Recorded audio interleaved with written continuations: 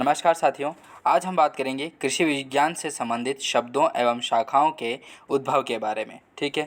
Agriculture में जो प्रचलित शब्द हैं उनका उद्भव किस किस भाषा से होता है और उनके शब्दों का क्या क्या अर्थ है। बहुत ही महत्वपूर्ण नोट्स होंगे, तो पढ़ते हैं। सबसे पहले नाम आता है एग्रीकल्चर का। ठीक है, एग्रीकल्चर क्या है तो उसके बारे में बात करेंगे। तो सबसे पहले नाम आता है एग्रीकल्चर का।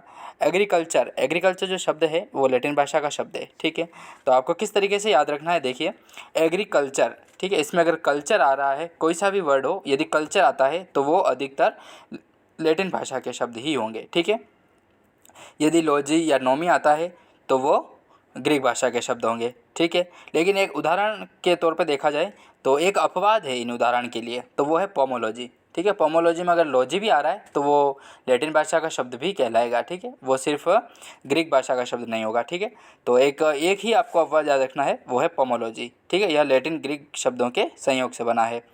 फिर बात करते हैं एग्रीकल्चर के बारे में। तो एग्रीकल्चर हो गया लैटिन भाषा का शब्द। ठीक है, उद्भव है। फिर बात करते हैं इसके अर्थ के बारे में। तो एगर का अर्थ होता है मृदा। ठीक है, एगर का अर्थ होता है मृदा और कल्चर का अर्थ होता है खेती करना। ठीक है, खेती करना कल्चर का अर्थ होता है।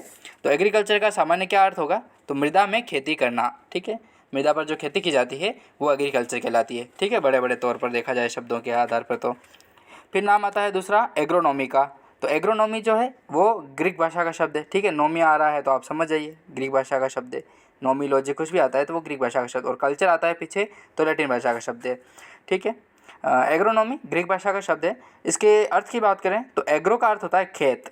ठीक है, खेत का मतलब फील्ड, और नॉमस का अर्थ होता है प्रबंध अर्थात मैनेज करना। ठीक है, मैनेजमेंट जो होता है अर्थात खेत का प्रबंधन करना एग्रोनॉमी कहलाता है। ठीक है, नॉमी एक ग्रीक भाषा का शब्द है।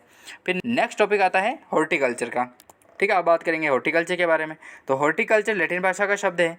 ठीक है, जिसका अर्थ होता है हॉर्टस अर्थात गार्डन और कल्चर यानी उगाना। ठीक है, जिसके अंतर्गत आते हैं फल, सब्जियों एवं फूलों के उत्पादन का अध्ययन हॉर्टिकल्चर के अंतर्गत किया जाता है। ठीक है, हॉर्टिकल्चर के अंदर कौन कौन से आते हैं, तो फल, सब्जी और फूल। ठीक है, फिर बात करते हैं पोमोलॉजी जो है, ये अपवाद मैंने आपको बताया था। तो यह लैटिन एवं ग्रीक शब्दों के संयोग से बना है। ठीक है, लैटिन और ग्रीक भाषा जो होती है वो दोनों इसमें संयोग से बना है पोमोलॉजी।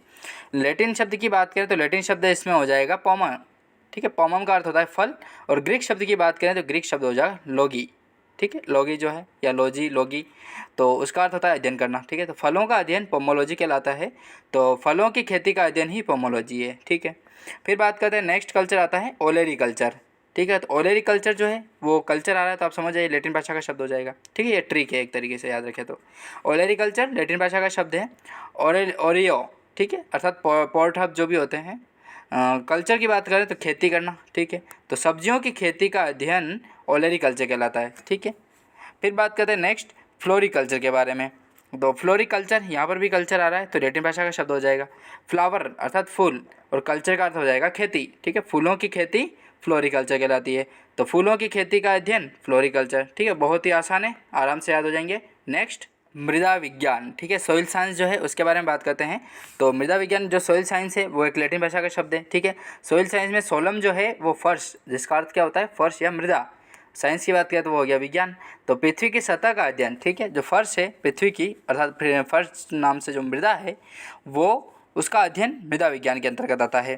फिर बात करते हैं पेडोलॉजी के बारे में। ठीक है, तो पेडोलॉजी, ठीक है, ये ग्रीक भाषा का शब्द है। ठीक है, लॉजी नोमी कुछ भी है तो ग्रीक भाषा का शब्द। तो पेडोन का अर्थ होता है मृदा। ठीक है, और लोगस का अर्थ होता है अध्ययन करना। ठीक है, तो मृदा का जो अध्ययन है वो पेडोलॉजी के अंतर्गत आता है। तो मृदा के बारे में क्या क्या अध्ययन होते हैं, तो देखिए उसके उत्पत्ति से संबंधित, वर्णन से संबंधित, वर्गीकरण और प्राकृतिक अवस्थाओं का अध्ययन ही पेडोलॉजी कहलाता है। तो इस तरीके से आपको याद रखना है दोस्तों। नेक्स्ट आता है इडेफोलॉजी। ठीक है, इडेफोलॉजी क्या है, तो देखिए यहाँ पर भी लॉजी आ रहा है तो ग्रीक भाषा का शब्द हो जाएगा। तो इडेफोलॉजी जो है उसका अर्थ होता है एडोफोन। एडोफोन का अर्थ होता है पौधों की वृद्धि के संबंध में। ठीक है, पौधों की जो वृद्धि होती है उसके संबंध में इडोफोन का यूज़ किया जाता है। और लोगस का अर्थ हो जाता है मृदा का अध्ययन। ठीक है, पौधों की वृद्धि के संबंध में मृदा का अध्ययन, अर्थात यही हो गया। ठीक है, तो पौधों की वृद्धि से संबंध में मृदा का अध्ययन इडेफोलॉजी कहलाता है। ठीक है दोस्तों, नेक्स्ट प्रसार विज्ञान। ठीक है, प्रसार विज्ञान ये भी एक लैटिन भाषा का शब्द है। ठीक है, एक्स का अर्थ होता है आउट और टेंजन का अर्थ होता है स्ट्रक्चर। ठीक है, स्ट्रक्चरिंग जो होती है वो प्रसार विज्ञान के अंतर्गत आते हैं। लैटिन भाषा का शब्द, आपको ये इंपॉर्टेंट है बस। फिर बात करते हैं इकोलॉजी के बारे में। तो इकोलॉजी जो है, यहाँ पर लॉजी आ रहा है तो ग्रीक भाषा का शब्द हो जाएगा, ठीक है। तो इकोलॉजी जो है वो ग्रीक भाषा का शब्द है। इसका अर्थ होता है आइकोस। आइकोस का अर्थ होता है घर अर्थात हाउस, ठीक है। और लोगस का अर्थ होता है अध्ययन करना, स्टडी। तो घर का जो घरेलू अध्ययन होते हैं वो इकोलॉजी के अंतर्गत आते हैं। फिर बात करते हैं मीटेरोलॉजी के बारे में। तो मीटेरोलॉजी है, ये ग्रीक भाषा का शब्द है। और मेट्रोस का अर्थ होता है पृथ्वी की सतह से ऊपर, पृथ्वी की सतह से ऊपर। लॉगी का अर्थ हो गया अध्ययन करना, तो पृथ्वी जो है उसके सतह से ऊपर का अध्ययन मीटेरोलॉजी कहलाता है। फिर बात करते हैं मानसून के बारे में। तो मानसून जो है वो अरबी भाषा का शब्द है, ठीक है। ये बहुत इंपॉर्टेंट है, याद रखिएगा आप। अरबी भाषा का शब्द है मानसून, ठीक है। मानसून का अर्थ होता है ऋतु परिवर्तन, ठीक है, चेंजिंग ऑफ सीजन। तो मानसून जो है वो अरबी भाषा का शब्द है जिसमें ऋतुओं के परिवर्तन का अध्ययन किया जाता है, ठीक है। फिर बात करते हैं फलिया। फलिया जो है ये एक लैटिन भाषा का शब्द है, ठीक है। लेगम जो होते हैं फली अर्थात पौध वाले पौधे जो होते हैं उनका अध्ययन फलिया के अंदर किया जाता है, ठीक है। लेग्यूम जो होते हैं, लेग्यूम फलियाँ। फिर बात करते हैं दालों के बारे में। तो पल्सेज, पल्सेज में आता है फ्रेंच। नाम क्या है इसका? फ्रेंच, फ्रेंच से उद्भव हुआ है। प्रोटीन वाले खाने योग्य जो दाने होते हैं वो दालों के अंतर्गत आते हैं। फलियाँ जो मूंगफली वगैरह होती हैं वो आती है फलियाँ तो। और दालें जो अपने दाल जो प्रोटीन से भरपूर रहती है वो दालें। अनाज की बात करें तो अनाज के अंतर्गत जो इसका नाम होगा वो होगा, रोमन भाषा से उत्पत्ति हुई है। और सेरस शब्द का मतलब अनाजों की खेती करने से है, ठीक है, बहुत ही इंपॉर्टेंट है। फिर बात करते हैं गन्ना, शुगर केन के बारे में। तो शुगर केन जो है वो संस्कृत भाषा का शब्द है जिसका अर्थ होता है शर्करा। फिर बात करते हैं कपास के बारे में। तो कॉटन जो है वो भी संस्कृत भाषा का शब्द है जिसका अर्थ होता है कार्पास, ठीक है। कार्पास जिसे कपास कहते हैं वही संस्कृत भाषा का शब्द है। और गन्ना भी आपको याद रखना है, वो भी संस्कृत भाषा का शब्द है, ठीक है, जिसका नॉर्मल तरीके से शर्करा के रूप में प्रयोग किया जाता है। तो जलवायु की बात करें क्लाइमेट के बारे में। तो क्लाइमेट जो है वो ग्रीक भाषा का शब्द है, ठीक है, क्लाइमा से बना है, ग्रीक भाषा का शब्द है। फिर बात करते हैं मूँगफली के बारे में, ठीक है। मूँगफली जो है वो भी ग्रीक भाषा का शब्द है, ठीक है। लेग्यूम जो आते हैं वो मूँगफली के अंतर्गत। Truck gardening, truck gardening French भाषा का शब्द है, ठीक है। ट्रकर शब्द से बना है, ठीक है, ट्रकर शब्द से निर्माण हुआ है ट्रक गार्डनिंग का। फिर बात करते हैं एंटोमोलॉजी, पैथोलॉजी और निमेटोलॉजी। ये जो है ये भी ग्रीक भाषा का शब्द है, ठीक है। लोगस शब्द से बना है, आप ही जान गए हो, लॉजी नोमी कुछ भी आता है तो ग्रीक भाषा का शब्द है। फिर बात करते हैं रबी, खरीफ और जायद। ये जो हैं ये अरबी भाषा के शब्द हैं।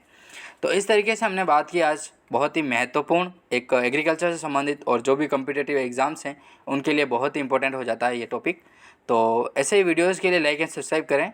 मिलते हैं नेक्स्ट वीडियो में, तब तक के लिए जय हिंद, जय भारत, वंदे मातरम। धन्यवाद दोस्तों।